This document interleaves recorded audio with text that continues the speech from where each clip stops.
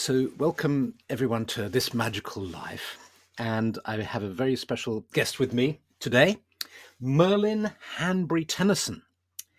And how wonderful to be talking to a Merlin. I was sitting up in bed with a cup of coffee the other day, and I read an article in The Guardian about this fantastic project, this 1,000-year project, led by a chap called Merlin Hanbury-Tenison in Cornwall. And it was just so exciting. I immediately emailed you and you replied and agreed to come on. And I bought your book, which I have just finished, which is just absolutely marvelous, Oaken Bones. And I have so many things I want to ask you. Your vision and your friends and colleagues and wife of this 1,000-year project of creating a whole network of rainforests around Britain is so exciting and so completely aligned with all of the things that druids and people who love druidry and nature-based spirituality and all the sorts of people who would be watching this program will really feel for. And tell me, first of all, let me say, maybe start at the beginning, starting with the name, because of this name is so interesting. Without giving too much away, you end the book talking about the mother tree where you are, and it evokes this sort of image of sort of Merlin sitting under that wonderful oak tree, in that doré engraving of Merlin beneath the oak. That's what one thinks of. Was your dad particularly interested in the Arthurian tradition? How come you were named Merlin? Um, well, you've covered so many things that I'm so excited to talk to you about today, Philip. But yeah, so I starting with that, I've never really got to the bottom of it. I mean, my mother's family are very Cornish and have been here for. We can trace our Cornish ancestry back into the early 1600s. My father's an Irishman, but both from sort of Celtic nations, and Mm. where those Arthurian legends and the ancient pagan traditions are very important and very baked into our kind of our psyches and our history. And I hope it's because of that. I think I'm the fifth child between them that they'd had, and the other four all have much more traditional sort of English names. And I think they finally just thought with the fifth, sod it, we'll go a bit crazy. And I've always been very grateful for it because it's something that I've loved growing up with a name which I feel is very rooted in those Mm. Celtic traditions, and it's always served me really well. That's great. That's fantastic. And one of the threads that weaves through your book is family, sort of family in the widest sense of the sort of family humanity of humanity and our fate, and also your family and families in general. And one of the things that really comes across is your love of your dad, and being a dad myself and a granddad, I when I was reading it, I was thinking, gosh, I would be so happy and proud of my son writing about this project and continuing as well, in a sense, a project, because to go back, because I think that puts it in context, your dad is a passionate explorer, and rainforests have been a big part of his life, haven't they? They really have, and we kind of joke on this and riff off the idea that he's a tropical rainforest explorer, and I get to be a temperate rainforest restorer, and that there's a Yeah. lovely circularity to that. And of course, he goes by the name Robin, but his actual first name is Erling, which is another lovely Celtic name for the prince of the fairies. So we Mm, both have sort of great names with that lovely history behind them. But yeah. I feel very grateful to have the friendship that I have with my father, and extremely grateful that he's still with us. I mean, he turns 89 next month, Mm. um, and he's currently in the sea, just off Plymouth, rowing a boat as he plans for his next great challenge that he's doing. So he did 8 great challenges on his 80th birthday to raise money for the charity that he founded, Survival International, which has been fighting for the rights of Indigenous tribes for over 50 years now. And he ran his first marathon, climbed the 4 highest peaks in the UK, went to the deepest cave system in the UK, did his first skydive and water skied across the English Channel, all on his 80th birthday.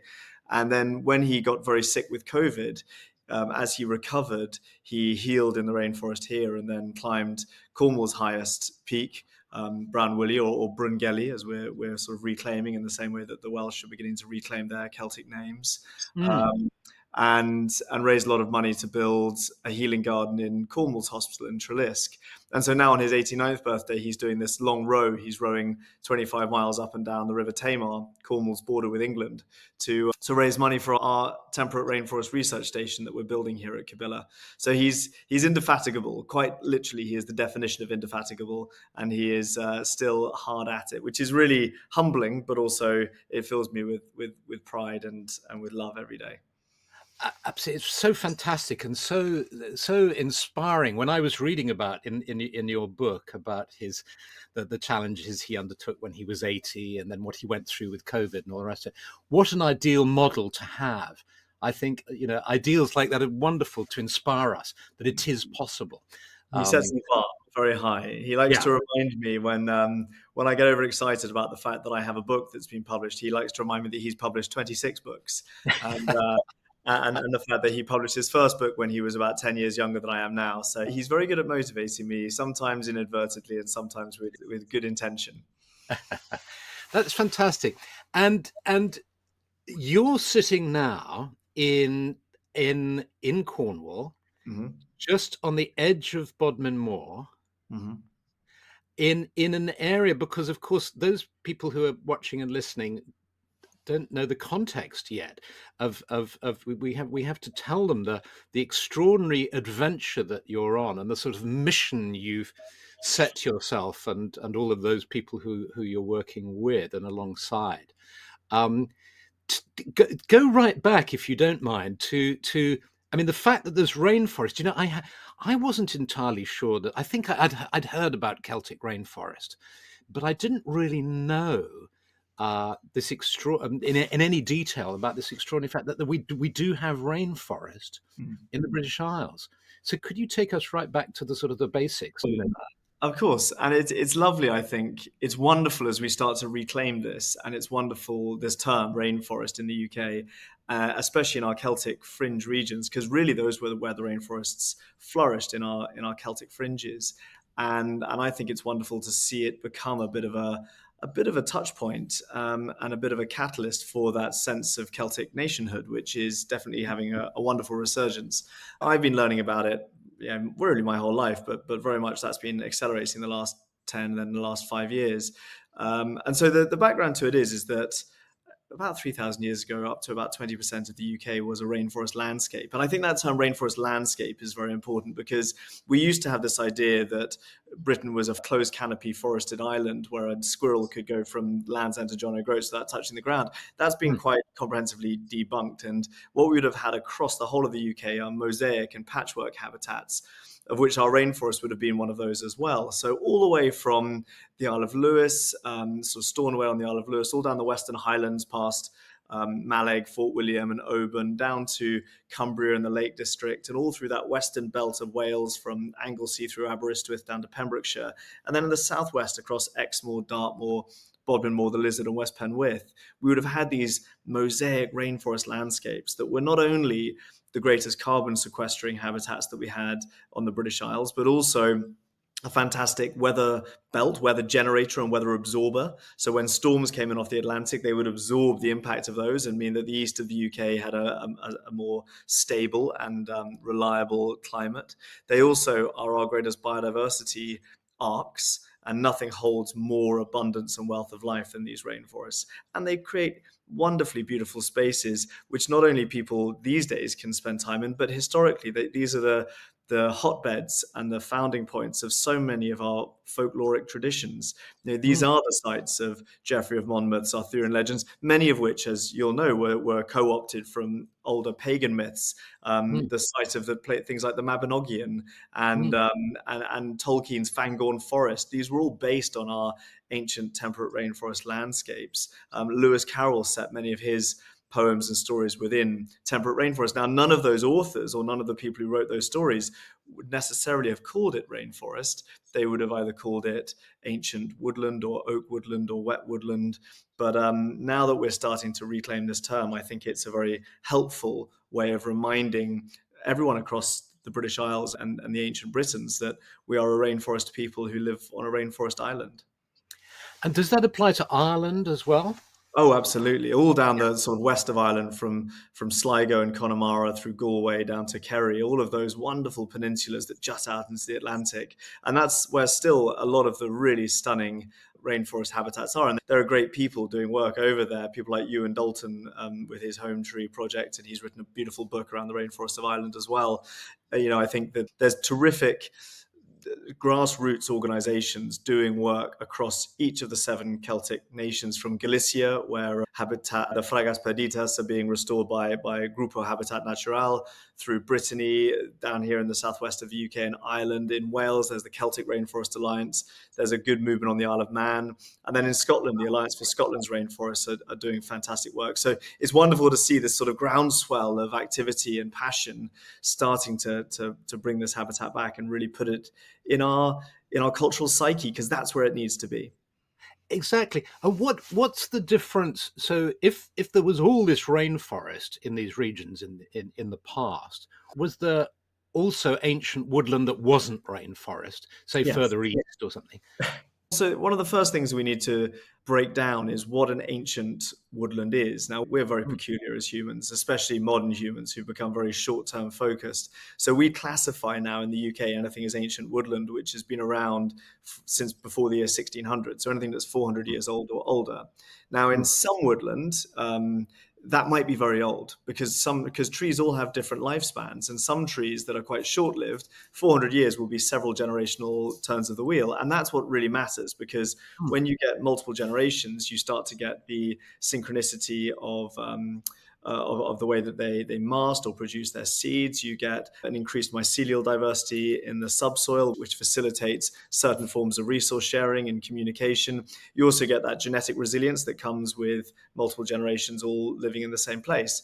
When we look mm. at things like oak woodland, 400 years to trees which can live for 1,000 years is actually still a very, very young area of woodland. And so I think Yes. that we love to put labels on things and call it ancient woodland, but we're doing that whilst giving it a very short time span as a designator for that. So yes, in the east of the UK, there'll be ancient beech woods, or a whole range of different kinds of woodland Mm, that are very different in terms of their energy, but also the impact that they have both climatically, biodiversity wise, and to the people who spend time amongst them. In the West, it tends to be oak dominant, but mm. there are also hazel rainforest, there's Scots pine rainforest, there's birch, and a lot of the ruderal species, the trees that live beneath the top canopy, things like your rowan, your willow, your crab apples, hawthorn, and holly. These are all very important as well. And these rainforests aren't identified by a single species, they're identified by entire habitat diversity. Right. Fantastic. Yes.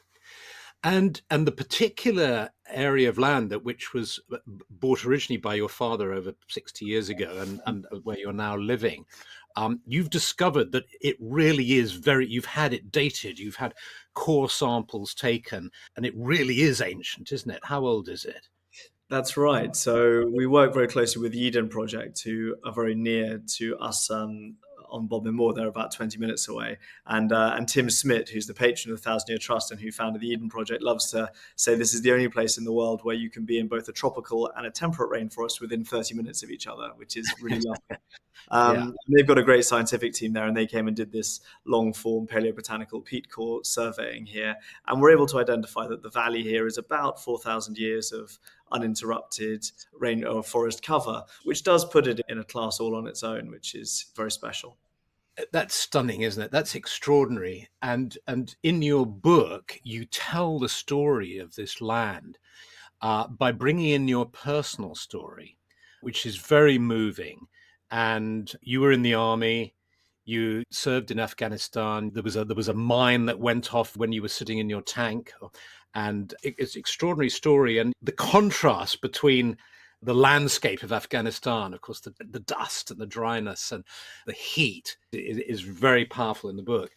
Um, I don't think I'm spoiling any reader's experience of it, by the way, by saying this, because you start off with this, and it's very strong. And you basically here you suffer a breakdown, essentially PTSD from your experience, as so many people have, and you find healing in the rainforest. You go home and you heal, And then you tell your wife's story as well, and your family's story, where also healing takes place in the rainforest. And it's like that.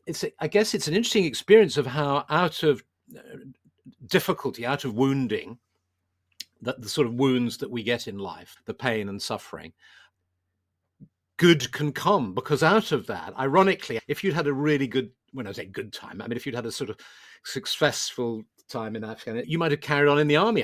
You and your wife sort of discovered the healing power of the rainforest, and it's as if it spoke to you and you began this incredible project. And so tell us now about what you did once you'd kind of healed, once you'd both healed.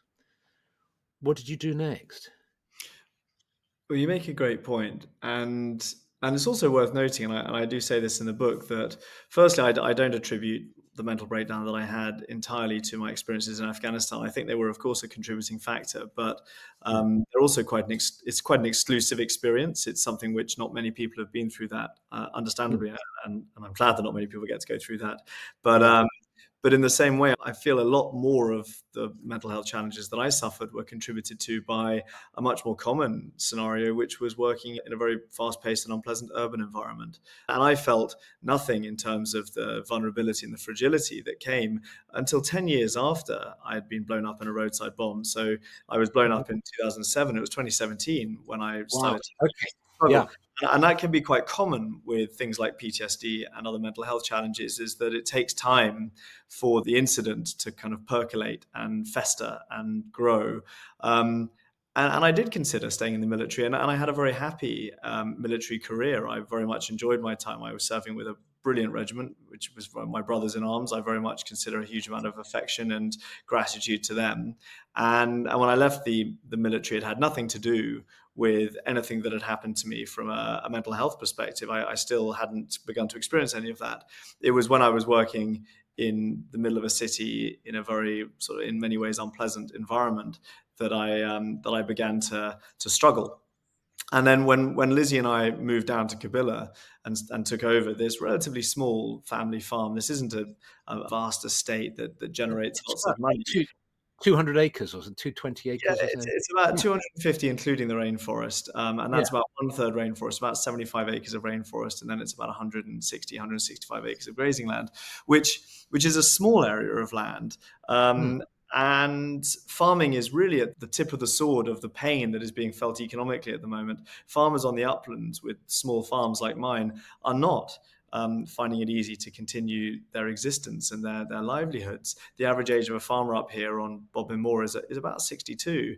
And they take a huge amount of their income from European subsidies, which are all ending in the next few years. mm, And I think it's a very difficult, we're one of the few countries in Europe that hasn't started to see land abandonment in some of the more challenging areas to farm. In places like Romania, they are seeing huge areas of land in the mm, east of the country abandoned because they're no longer profitable. It's the same in Spain. It's the same all over Europe. We are yet to see that. Land prices are still artificially inflated.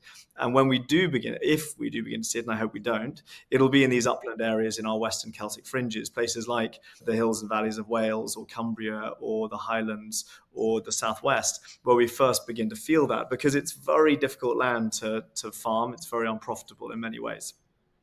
So when Lizzie and I moved down here, we were trying to figure out how to make a living from this land and how to raise a family here. And all of the environmental or the agricultural consultants, especially that I was talking to, all were coming at me with the same easy narrative, which was, well, you have to maximize the amount of land that you can grow food on. So the first thing you have to do is cut down this inconvenient area of woodland in the valley. Now, some of it mm, is protected, so we couldn't, but some of it isn't. And we were told that we needed to cut that down.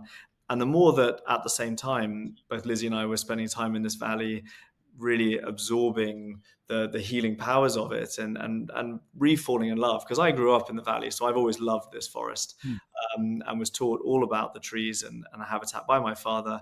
But as I began to re-fall in love with it, and not just love it, but realize how important it is, the idea of cutting it down went from being a crime to being a sin to being utterly unthinkable.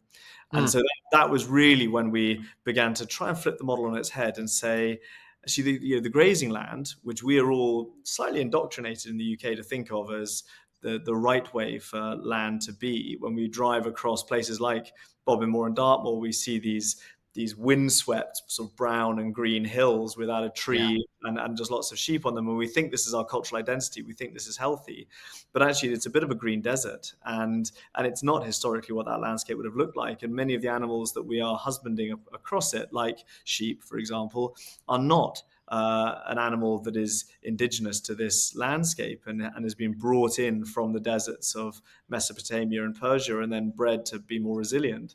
And I think what we have done is quite peculiar as humans. And the more I learned about that, I wanted to see if there was a way we could take this model and maybe flip it on its head, maybe challenge the status quo of saying to make more money, if you have a farm, you need to cut down as many trees as possible and put on as many animals for meat or milk or wool, and start to go, well, what about if we try to reverse that trend and perhaps plant more trees and perhaps return a rainforest landscape, a mosaic, and not take land out of farming, not say we're going to take farmland and turn it into forest, but examine whether we could begin an agroforestry model that restored nature, sequestered carbon dioxide, did our bit against climate change, returned biodiversity, provided beautiful places for people to spend time, and also produce food. And whether that might be not only a better thing to do ecologically, but also a better thing to do economically. And that is the blueprint that we've been working to create here.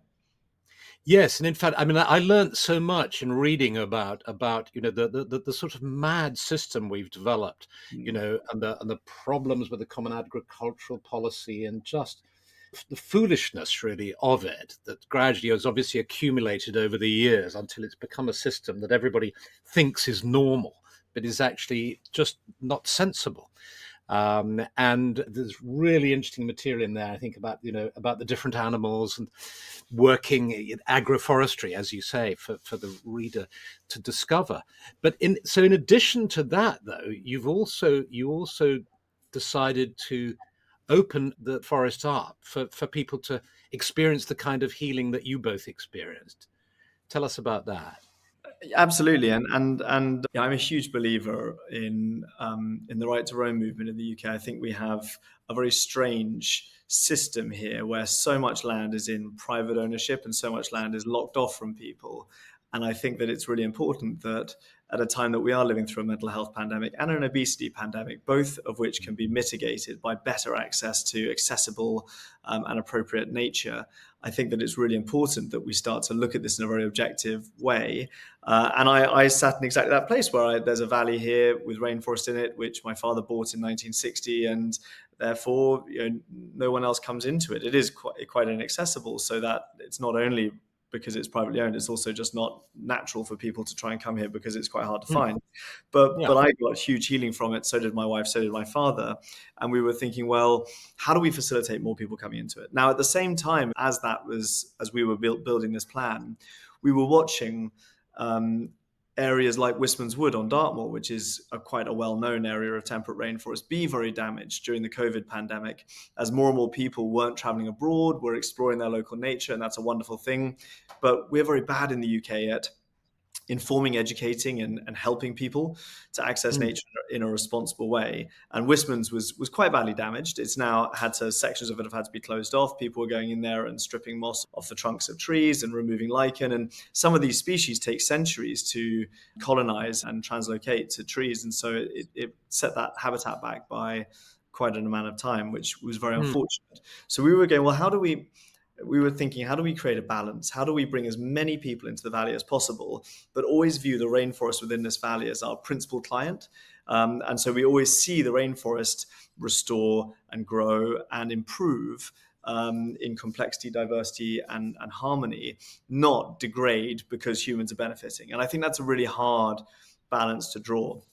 So over the last 4 years, we've brought a bit over 3,000 people into the valley Hmm. on these retreats where they come in and they spend time healing within underneath the embrace of the oaks. But we're also re-establishing 100,000 trees. We're also watching as the river improves in quality with the introduction of species like the beaver, as we start to see various small mammal and mid-sized mammal species return, as we see the abundance of epiphytes within the canopy improve. So we're trying to make sure that both improve at the same time. It doesn't have to be one to the detriment of the other. And it feels like in a lot of the conservation world, or a lot of these debates, that's what happens. We say we need to open this up for humans, and we have totally open access. And we've seen this with the Instagram age, where you get certain sites which are very photogenic, and Yeah, they become I mean, I remember the first time I heard about this was after the movie The Beach came out, and that yeah, beach in Thailand was then absolutely trashed by people going on pilgrimage to be in this beautiful space. So either nature is opened up and it becomes very damaged by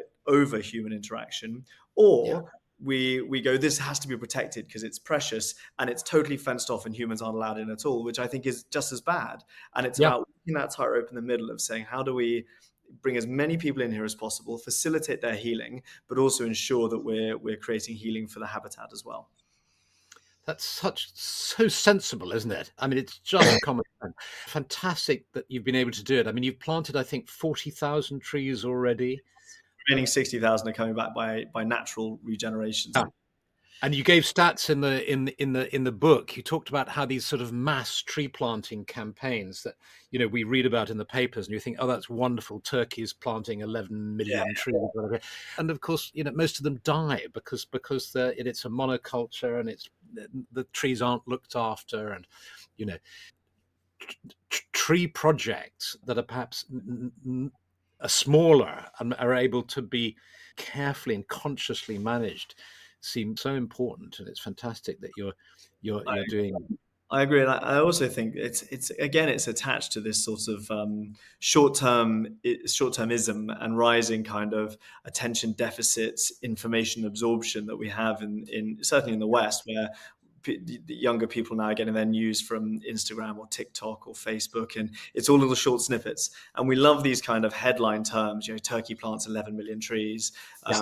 Yeah, China's planted several billion in its Great Green Belt. These headline figures, which we go, oh, that's great, and then we can feel a little bit better.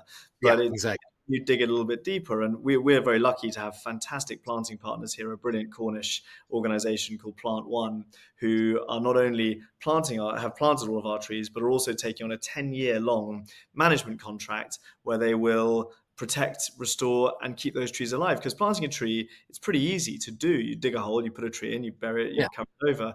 But the next 10 years of that tree's life, especially in a time with a more volatile climate where we don't know when we'll have droughts or floods, we don't know what diseases and pests we're going to suffer from more.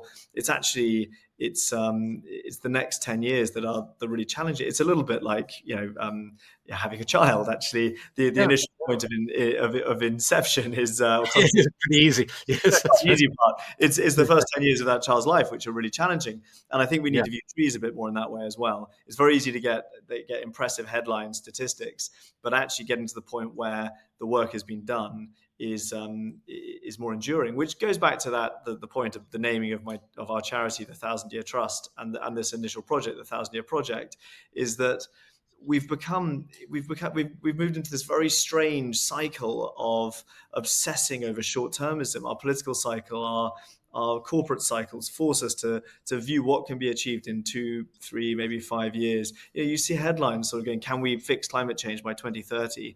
No, we it, it, can't. It's exactly. I remember 2025 being a sort of key number. Will we? And then you think, oh well, we're here, and yeah, it seems all right from around here, and of course we know it's not all right, but you know what I mean. It's really counterproductive, I think. And in fact, I love the way the book ends with your vision for looking across 1,000 years. I think you've struck the balance really well between giving a vision of how it could be, with essentially this a patchwork of rainforest areas spreading across the country and people adapting the way they live and climate change being mitigated and so on, but also being aware of how that might not happen if we carry on making the sort of fateful decisions that we seem to be making, and how bad it could be. So not presenting a sort of rosy spectacle vision, but you are also holding out hope too, that it's possible that if we really try hard, and in the end, I think that's what one has to do in life, in one's own personal life, and in society as well. You have to be sort of realistic and say, well, things are pretty grim, and that all sorts of things could go wrong, but we're still going to hold on to this vision and keep working at it.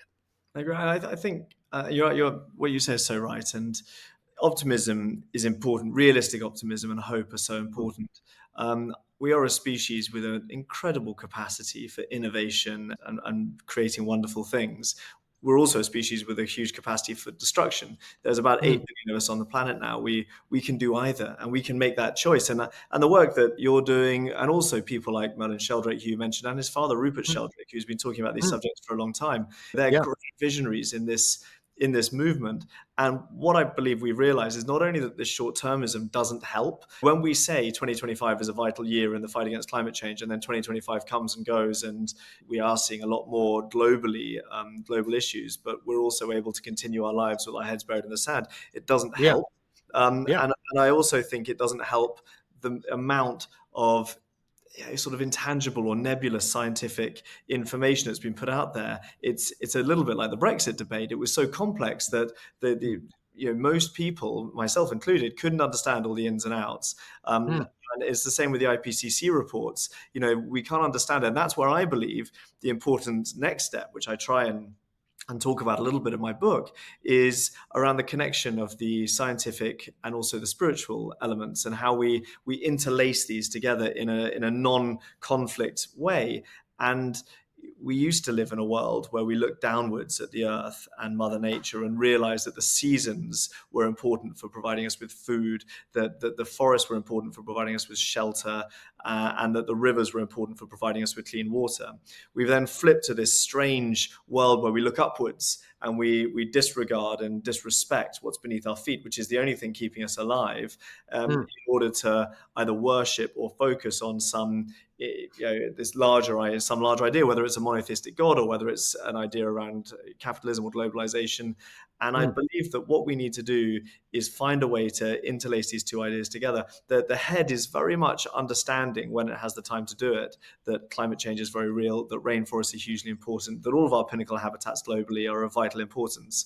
What we need to do is recapture that heart space, because yeah. if we don't do that, I don't think the work will happen. We will all continue with our lives knowing how important this is and doing the destruction we're doing, unless we truly fall in love with our wild and native spaces. And that's where the old pagan traditions, the druidic traditions, the folkloric stories that we all used to sit around campfires learning as children for centuries past, need to come back. Because, and this is my whole point around scientific research, is I believe that we will only truly love these spaces, we'll only truly love our planet when we Mm. understand it better, and we'll only understand it better when scientific research is done better. But it also needs to be complemented by storytelling. Fantastic.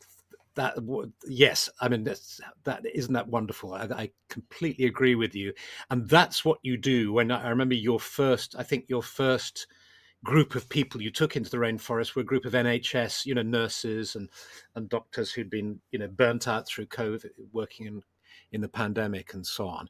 And if I understand it correctly, what you do is you've created this beautiful setting with where people can stay and they can be nourished and they can just heal. Do you offer retreats? I can't remember now. Retreats, can people go onto your website and book a retreat, or do they have to be part of an organized group that? We do a small number of our own retreats, but not many of them. That isn't, and I'm very cognizant of the fact that I'm not a retreat facilitator. Neither is Mm, my wife or our team here. We're mm, trying to create a space where experts can bring their people. So okay.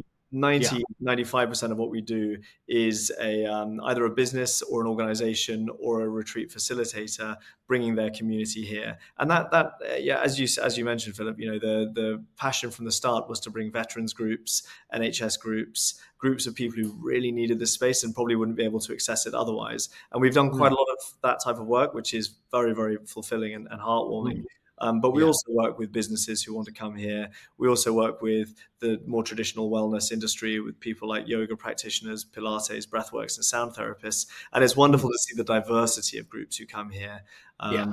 and make use of the valley in a way that sees the valley improve at the same time. Yes. Fantastic. Well, and the website, is it kabila.com? KabilaCornwall.com. So there's two. There's sort of the retreat side of things, which is our retreats business, and that's www.kabilacornwall.com. But then the area that I'm most heavily involved in now is our charity, which is really focused on the restoration of the space and the research Yeah. of it, which is the Thousand Year Trust, and that's www.thousandyeartrust.org. Great. And we'll put that in the notes for this episode. And we'll also put a note up about the book, Our Oaken Bones, Reviving a Family, a Farm, and Britain's Ancient Rainforests. Really tremendous book. Thank you. Thank you so much, Merlin. So much looking forward. I really have to come down to Cornwall, You make a must. trip all the way there, the pilgrimage to Kabila. That sounds a wonderful thing to do. And thank you so much for talking with us today. Thank you, Philip. Okay. Goodbye, everybody. And I hope you enjoyed this episode of This Magical Life and look forward to seeing you again.